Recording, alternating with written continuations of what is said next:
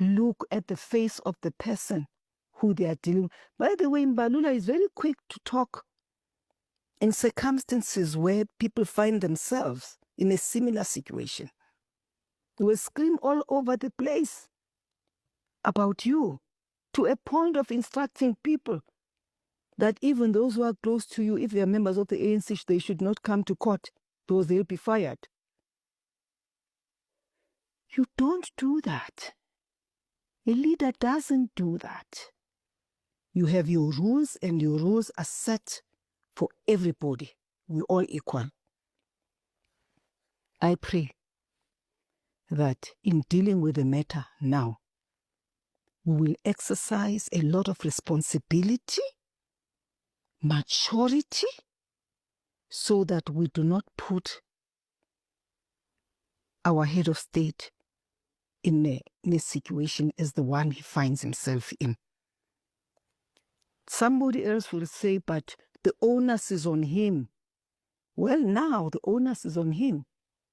At the time, he believed the people who were telling him not to do it, that they were correct. And I heard somebody on TV saying, Comrade, the president was ready to resign at that time. That's my impression too. At that time, you could tell that there was a lot of heat. And then we, ourselves, leadership, we convinced him to stay. And now, the ball is in his court. If I were in his situation, I wouldn't listen to anyone. I would simply sit with my family and explain to my family what I'm going through and what I'm likely to be confronted with.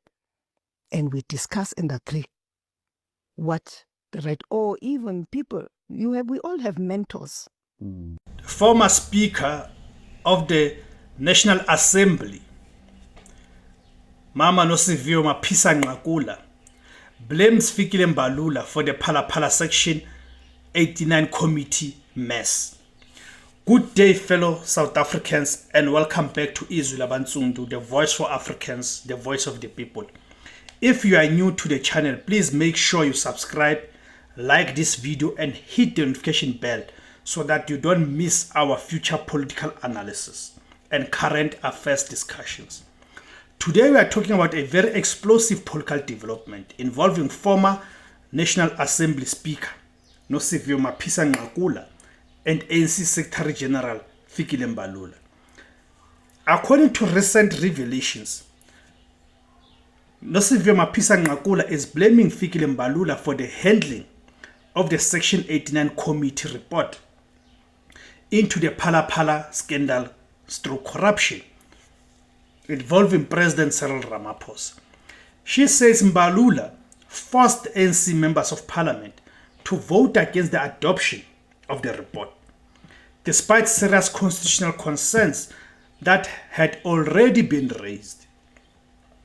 This matter is very important because it touches on the independence of parliament, the abuse of party discipline, and whether members of parliament are truly allowed to exercise oversight without fear of political instruction from party leadership. Let us unpack this entire issue carefully. The Phala Phala scandal became one of the biggest political controversies in democratic South Africa. It centered around allegations that millions of US dollars, foreign currency, were stolen from President Cyril Ramaphosa's Phala Phala farm in Limpopo.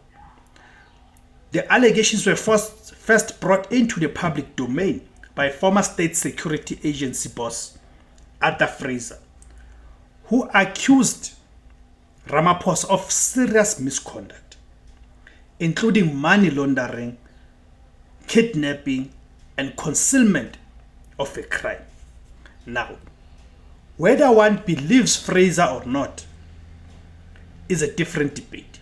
But what became undeniable is that the matter raised serious constitutional questions that are serious enough for Parliament to establish a Section 89 independent panel.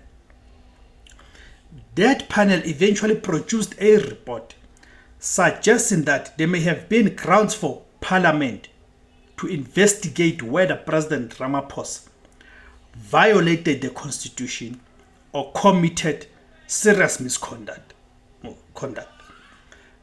At that moment, South Africa expected Parliament to act independently and transparently.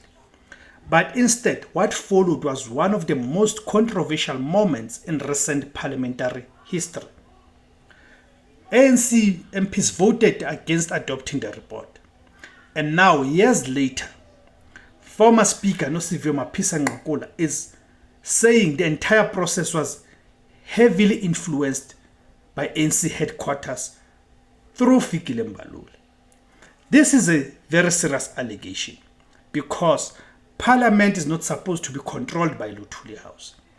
Members of Parliament swear allegiance to the Constitution of South Africa, not to party bosses.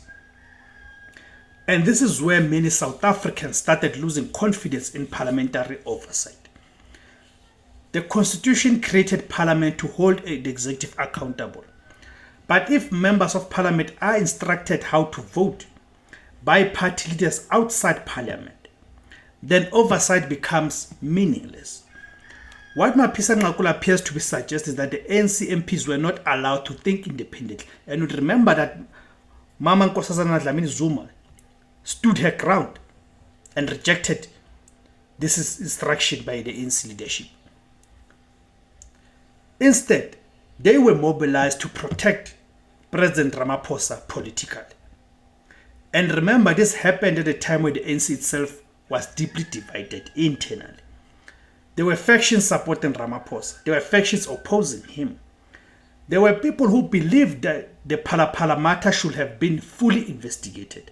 And there were those who feared that allowing the process to continue would weaken Ramaphosa ahead of the ANC elective conference in 2022. So according to this perspective, the vote in Parliament was not necessarily about truth or constitutional principles. It became a factional political battle inside the ANC. And this is exactly why many critics argue that South Africa's proportional representation system creates a major problem. Because members of Parliament often prioritize party loyalty over accountability to citizens. Now let us talk specifically about Fikile Mbalula. Mbalula has long been known as one of Ramaphosa's strongest political defenders within the ANC leadership. Whenever Ramaphosa faces pressure, Mbalula is usually among the first senior ANC leaders to publicly defend him. So if Mapisa-Nqakula is indeed true in her accusations of accusing Mbalula of influencing the ANC MPs to reject the Section 89 report, many people will say this fits an already established political party. But the bigger question is this: was Parliament compromised?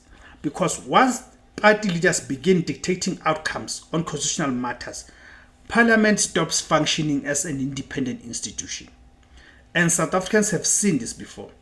During the administration of former President Jacob Zuma, many ANC MPs were accused of shielding Zuma from accountability during the Nkandla scandal and various motions of no confidence. At the time, Ramaphosa supporters argued that Parliament needed to defend constitutional democracy. But how critics say the same thing? But now critics say the same thing under Ramaphosa during Phala. So many South Africans are asking, was there really any difference? Or was it simply a change of factions while the political culture remained the same? Now, another important issue here is the role played by Nosiviwe Mapisa-Nqakula herself. Some people are asking why she's speaking out now. Why did she not resist the pressure publicly at the time? Why did she not expose the alleged interference immediately? These are valid questions. Because as Speaker of Parliament, she was expected to protect the integrity and the independence of the National Assembly. If she believed Parliament was being manipulated, critics argue she had a constitutional duty to speak out immediately. However, others believe her comments reveal just how powerful factional politics inside the ANC had become. it is possible that even senior leaders felt trapped by party dynamics and internal power struggles. And that tells you how deeply political party structures can influence state institutions in South Africa. Now, let us also remember what happened afterward. The Constitutional Court ruled on aspects related to Phala process, and many Ramaphosa critics felt vindicated. They argued that the parliamentary process had been rushed, politicized, and improperly handled from the beginning. This strengthened the argument that Parliament failed to fully exercise its oversight responsibilities. And today, the controversy continues to haunt the ANC, because every time new details emerge, public trust in Parliament declines further. South Africans want institutions that are independent. They want MPs who can think for themselves. They want accountability regardless of who occupies the presidency.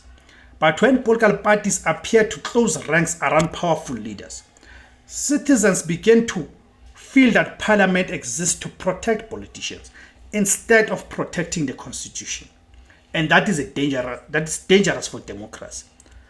Another important dimension to this story is what it reveals about the ANC's internal culture. For years, the ANC has emphasized party unity and discipline. But critics argue that this discipline often suppresses independent thinking.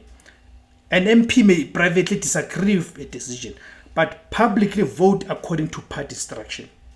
This creates a situation where constitutional oversight becomes secondary to party survival. And this is not unique to the ANC alone. Many political parties around the world struggle with balancing party discipline and democratic accountability. But in South Africa, the problem becomes even more serious because Parliament is supposed to act as a check on executive power. If members cannot independently investigate the president because of party pressure, then constitutional accountability becomes weakened. And that is why the Phala matter remains politically significant even today. It exposed tensions between constitutional principles and party politics. Now, political disrevelations may also deepen divisions within the ANC itself. Thank you guys for tuning in. My name is Tebus Kosana. The name of the platform is Izwi Labansundu, the voice for Africans. Kama Africa.